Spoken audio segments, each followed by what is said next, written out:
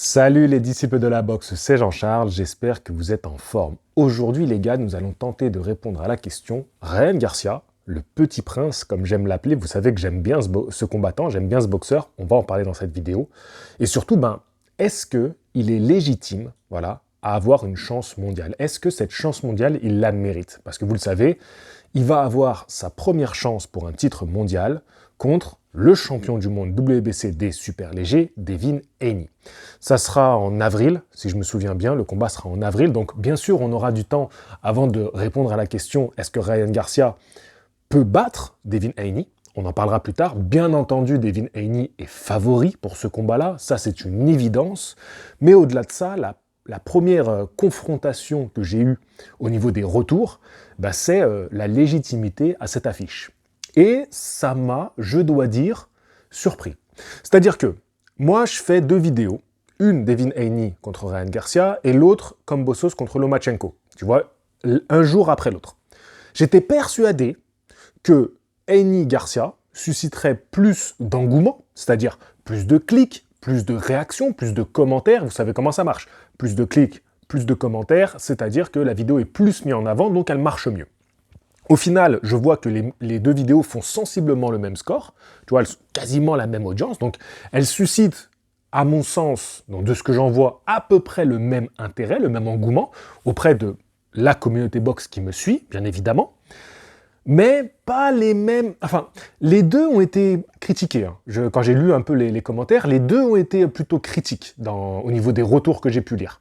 Mais je ne m'attendais pas à percevoir ces retours-là comme je les ai perçus. Je pensais vraiment que... Je me dis, je m'en fous un peu des retours sous Garcia Davis, et je m'attendais à un peu plus de débat sous la vidéo Loma Kambosos. Il y en a eu, ça pourra susciter d'autres vidéos sur le sujet, mais là, aujourd'hui, j'ai envie de répondre à cette question, Ryan Garcia, est-ce que, clairement, il est légitime à ce combat-là? Parce que je pensais pas faire une vidéo sur ça, pas sur ce thème-là, en fait. Le fait qu'il ne soit pas favori, ok, mais sur la légitimité à avoir une chance mondiale, je ne pensais pas devoir faire une vidéo sur ce sujet-là. Donc j'ai fait un petit sondage. Et on va tout de suite décortiquer ce qui est sorti du sondage et on va faire les chapitres, en fait, tu vois, à chaque fois, par rapport à les propositions que j'ai faites. Ce qui arrive en dernière position, c'est jamais il ne sera légitime à une chance mondiale, carrément jamais, boxeur Instagram. Tu vois, j'ai rajouté, c'est un boxeur Instagram. Donc j'ai mis clairement la pire réponse qu'on peut donner à cette question. C'est clairement la pire réponse. J'ai vu que dans les commentaires, les gens étaient outrés qu'il y ait eu 16% qui ait répondu à ce sondage par ce choix-là. Je peux comprendre que ça soit agaçant d'avoir 16%, ce qui est assez fort, mais ça reste le dernier choix. Tu vois que dans l'ordre, ça reste le dernier. Ça fait beaucoup, 16%, mais moi, ça ne m'étonne pas. Et je crois qu'il est temps d'arrêter de s'outrer de ce genre de retour. À partir du moment où tu es exposé sur les réseaux sociaux, où tu as une audience qui compte des centaines de milliers, voire des millions de followers, tu vas être critiqué par ton milieu. Parce que, surtout dans les sports, les sports et notamment sport de combat, on n'aime pas ça quand tu es star sur les réseaux sociaux. Et tu auras toujours une partie du public qui va te tomber dessus juste pour ça. Juste pour ça. Moi, je le vois à mon petit niveau, le fait que, en étant un média box, le fait d'avoir eu aujourd'hui des dizaines de milliers de personnes qui me suivent, il y en a qui me critiquent que pour ça. Voilà, parce que tu es suivi par du monde, donc forcément, c'est qu'il y a un truc qui cloche. Et il faut comprendre qu'il y aura toujours une partie du public qui n'aimera pas Ryan Garcia parce qu'il est une figure des réseaux sociaux. Je peux l'entendre. Maintenant, je trouve ça léger pour dire qu'il ne mérite pas sa chance mondiale.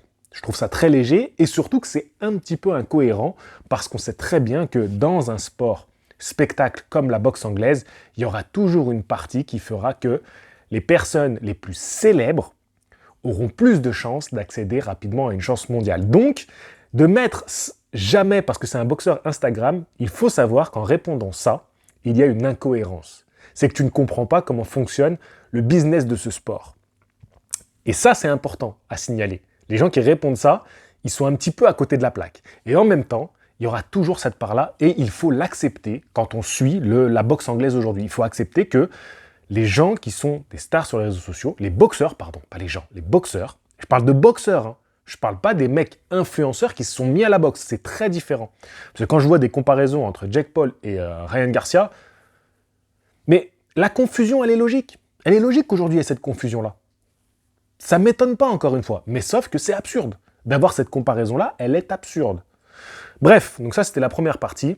Il faut qu'on accepte qu'il y aura toujours une partie du public qui va répondre ça. Pour moi, je botte en touche, et en plus, pour moi, au contraire, ça aide à être plus légitime à une chance mondiale. 19% ont répondu « On a déjà vu pire ».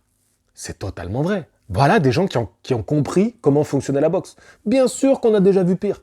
On a déjà vu pire des mecs qui sortent de nulle part, qui ont une chance mondiale, qui ont une carrière où ils n'ont jamais affronté personne, et d'un seul coup, ils ont une chance pour le titre. Alors, on peut avoir des belles surprises, mais dans la plupart des cas, le champion, on va dire que c'est une défense de titre facile, parce qu'il faut aussi faire vivre ta ceinture, faire vivre un champion, et de temps en temps, un champion, il n'a pas que des challengers qui sont hyper dangereux. Parfois, il a des défenses de titre un peu faciles, parce qu'on fait aussi vivre un champion à travers le temps, et tous les champions ont eu des défenses de titre plus ou moins faciles. Donc, bien sûr qu'on a déjà vu pire. Cette réponse-là, elle est totalement logique. Moi, je suis plutôt entre « on a déjà vu pire » et la réponse suivante, qui arrive en deuxième position, du coup, c'est « il peut nous surprendre ». Moi, je pense qu'on est clairement là-dedans. Oui, Ryan Garcia, on a vu pire comme choix de challenger au titre, et en même temps, clairement, il peut être surprenant, parce que c'est pas non plus un challenger qui n'a aucun argument, surtout contre Devin Haney. Ryan Garcia, c'est quand même un puncher. C'est quand même un boxeur qui fait mal. C'est quand même un boxeur qui va pour placer son punch. Tous les combats qu'il a fait jusqu'à aujourd'hui, même là où il a été en difficulté, il a toujours eu cette volonté de placer le coup dur. Et quand tu sais qu'en face, tu as un Devin Haney on se pose un peu des questions sur sa capacité d'encaisseur, c'est vrai, on se pose encore des questions, c'est pas si déconnant qu'il pourrait nous surprendre dans ce combat-là. Moi, vraiment, j'ai un scénario où il y a une droite, parce qu'il peut t'assommer avec la droite, ou ce crochet gauche très explosif qui peut jaillir de sa garde, parce qu'il a une boxe assez surprenante, le Ryan Garcia. Oui, il est plein de défauts.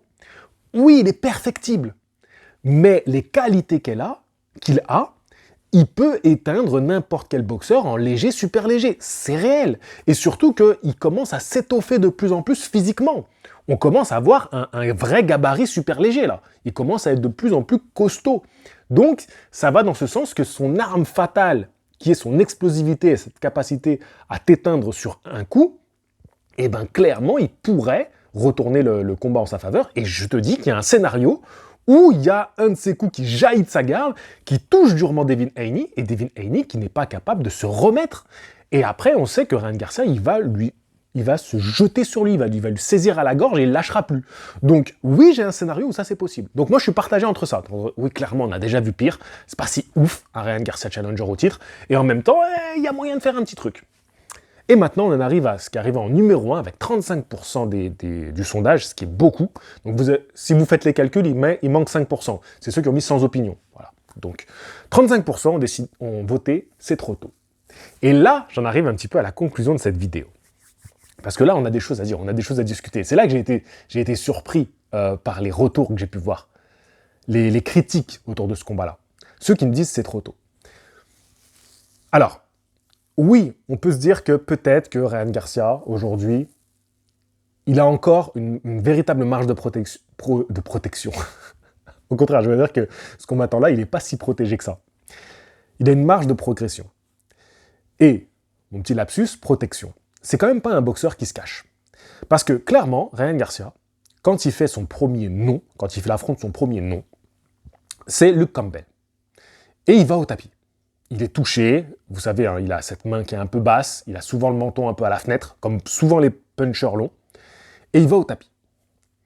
Et après ça, clairement, vu sa notoriété, vu son attraction auprès du public, il aurait pu être un boxeur qui se planque. C'est pas son choix de carrière. Parce qu'il va aller jusqu'à un combat contre Gervonta Davis, un combat qu'il a cherché, un combat qu'il a provoqué. Et après ce combat contre Gervonta Davis, où on voit clairement qu'il n'est pas au niveau de Gervonta Davis, il va faire un combat retour, Et derrière, il obtient son combat contre Devin Haney. Un combat où, encore une fois, beaucoup ne le voient pas favori. Et même pas du tout à la hauteur. Et pourtant, il va vers ce combat-là. Donc ce n'est pas un boxeur qui se planque, c'est un boxeur qui veut les affiches. Et surtout que c'est à chaque fois avec des promoteurs différents du sien. Il va vers PBC pour affronter Gervonta Davis, et là il va vers Matchroom, donc DAZN, c'est Matchroom Devin Haney, hein. Je crois bien que c'est Matchroom. Donc, en tout cas, ce qui est sûr, c'est que c'est pas son promoteur, c'est pas Golden Boy Promotion. D'accord? C'est pas Oscar de la Hoya. Il doit aller dealer avec d'autres promoteurs. Et c'est pas simple. C'est pas simple de faire ça en tant que boxeur. Et pour moi, c'est bien la preuve que c'est pas un mec qui se planque. Pourquoi je te dis tout ça par rapport au fait que, est-ce que c'est trop tôt? Il y a un truc que j'ai oublié de dire et j'aimerais bien en parler quand même. Excusez-moi, je fais un petit aparté parce que je pars un petit peu dans tous les sens, mais il y a des choses que j'ai en tête et j'aimerais dire. Donc je reviens un tout petit peu en arrière. Alors, je fais 2-3 petits pas en arrière. Quand tu vois, le truc de on a déjà vu pire, voilà, il n'est pas légitime et tout. Devin Haney, comment il devient champion du monde? On a oublié ça? Comment il devient champion de Devin Haney? Après, il affronte Kambosos, qui n'est pas le pire adversaire, hein, tu vois, de cette catégorie-là, au moment où il y a les ceintures qui valent à droite à gauche. Devin Haney, disons qu'il c'est un peu opportuniste, sa manière de devenir champion incontesté. Tu vois, il affronte pas Teofimo Lopez, par exemple. Il affronte pas Lomachenko pour devenir champion incontesté. Il est déjà champion incontesté quand il affronte Lomachenko. Donc sa manière de devenir champion incontesté, elle est très opportuniste. C'est-à-dire que c'est un concours de circonstances qui l'amène à ça. Donc, je vois pas pourquoi Ryan Garcia, qui obtient sa chance contre Devin Haney, c'est plus scandaleux que comment Devin Haney devient champion. Alors oui, ça lui est resté longtemps, voilà, comme une casserole qui traînait, champion email champ, mais le fait est qu'aujourd'hui, personne ne remet en question la légitimité à Devin Haney d'être champion chez les super légers. Donc c'est pas plus honteux le procédé de Ryan Garcia. Quand tu regardes son parcours, il n'y a rien de honteux. Il bat Luke Campbell, il va chercher Gervonta Davis, et il fait un bon combat retour contre un top 10 Duarte, et aujourd'hui il a une chance pour le titre. C'est vraiment pas plus honteux que le parcours de Devin Haney. Et attention, le parcours de Devin Haney, moi aujourd'hui j'en suis plutôt un défenseur. Mais c'est vrai que le parcours pour devenir champion du monde, il n'est pas toujours très propre et très correct. Il y a parfois un petit peu des profiteurs. C'est réel parce que la boxe a toujours été comme ça. Donc voilà, je voulais faire cette petite aparté-là, et maintenant je voulais revenir à ce combat-là, est-ce que c'est trop tôt, et pourquoi, pour moi, c'est aberrant de dire ça. C'est aberrant que le public box me sorte cet argument-là, et que ça soit en numéro 1. Même si il est vrai que, quand tu regardes son profil de boxeur, ça semble trop tôt. Mais comment on peut avoir ça en numéro 1, des votes, alors qu'on n'arrête pas de dire qu'on veut que les meilleurs s'affrontent avant qu'il soit trop tard? On est une génération traumatisée par Floyd Mayweather contre Manny Pacquiao qui est arrivé bien trop tard. C'est vrai, on est une génération traumatisée par le 50-0 de Floyd Mayweather, et aujourd'hui tous les boxeurs veulent protéger leur 50-0. On a un boxeur qui s'appelle Ryan Garcia, qui a 25 ans, qui se planque pas, qui prend le risque d'aller chercher le plus dangereux de cette génération. Et en plus, qui va nous donner enfin un combat des fameux 4 fantastiques. Donc je considère Teofimo Lopez, Shakur Stevenson, Devin Haney et Ryan Garcia.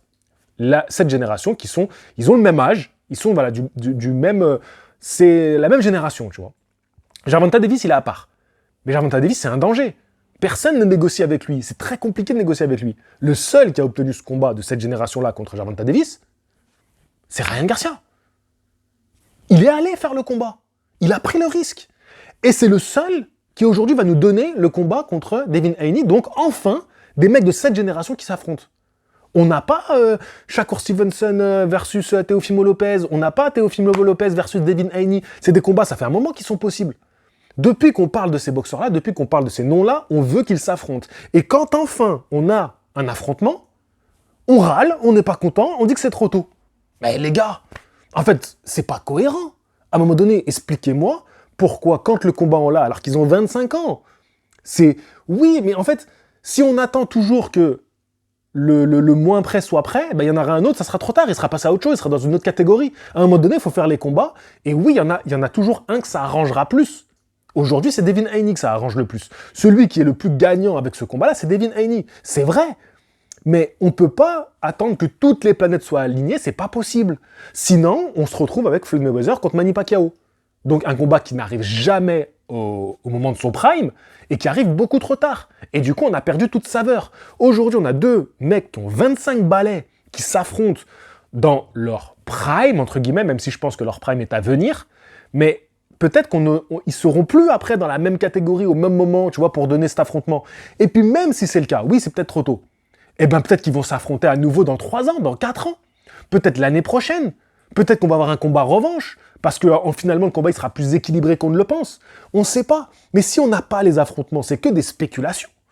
Et au final, pourquoi vous râlez? C'est ça la question que je me pose. Quand je vous dis que cette affiche elle a de la gueule, c'est parce qu'on a deux jeunes qui s'affrontent et qui prennent le risque de s'affronter. Si Ryan Garcia il éteint Devin Haney il a quand même pris le risque de perdre son zéro, de perdre son invincibilité et de perdre sa ceinture. Ryan Garcia, il a pris le risque de perdre son invincibilité contre Gervonta Davis. Il a pris le risque d'être humilié. Parce que c'est un boxeur qu'on moque depuis le début. On se moque de lui. Quand il affronte Luke Campbell, tout le monde se fout de sa gueule parce qu'il allait au tapis. Quand il fait son combat contre Gervonta Davis, tout le monde se fout de sa gueule. Quand il perd contre Gervonta Davis, tout le monde se fout de sa gueule. Et aujourd'hui encore, dans les commentaires, on se fout de sa gueule. Pourtant, ce mec-là nous donne une affiche où les jeunes s'affrontent, les stars s'affrontent. Parce qu'aujourd'hui, les visages de cette catégorie, c'est quand même Haney, Lopez, Stevenson, Ryan Garcia. Le seul qui nous donne les affiches, c'est Ryan Garcia. Le seul qui facilite les négociations, c'est Ryan Garcia. Un petit peu de respect. Enfin bon. Voilà. C'était mon avis sur ça. Bien entendu, j'entends vos critiques. C'est pour ça que je fais cette vidéo un petit peu réponse à vos critiques. Mais en même temps, j'avais envie de donner mon opinion le plus transparent possible là-dessus. Bien entendu, je pense que c'est un combat plutôt facile pour Devin Haney aujourd'hui. C'est vrai. Mais je pense que c'est important d'apprécier l'affiche. Je crois.